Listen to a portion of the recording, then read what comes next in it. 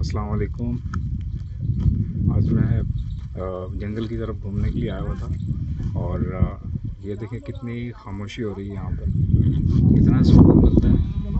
और ये पीछे बकरियाँ मेरे कोई चरा रहे हैं। सबसे सुकून वाला काम जो है वो ये वाला है, क्योंकि हमारे जो इस्लाम में जितने भी अल्लाह ताला ने जिन जिन को नबी चुना वो सारे जो थे वो बकरियों का काम करते थे, बकरियाँ चराते थे, ऊँट का काम और इन सब चीज़ों का।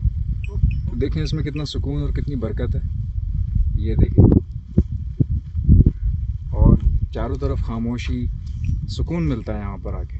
जब मैं जंगल आता हूँ, पंजाब में जब भी आता हूँ, तो मेरी कोशिश ये होती है कि मैं ज़्यादा से ज़्यादा टाइम जो है जंगल में गुजारूँ, तो मुझे अच्छा भी लगता है बहुत। और अभी देखें कि कितना आपको फील हो रहा होगा वॉइस से कि यहाँ पे कितनी खामोशी है, कितना सुकून है। ये देखें। अस्सलाम वालेकुम चाचा, क्या हाल है? खैरियत से हैं?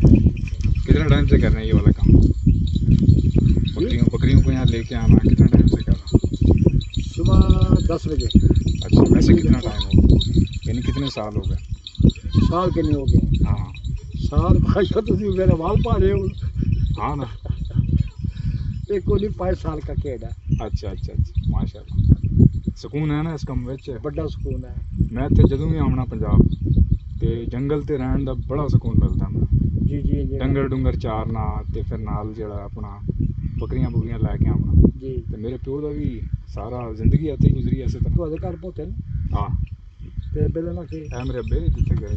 ਅੱਛੇ ਤੇ हाँ। ਸਾਹਿਬ ਨੇ ਤੇ ਦਾਦੇ ਨਾਲ ਕਿਆ दादा फजल हुसैन परेशान जी, शहीद फजल हुसैन जी सर। जी।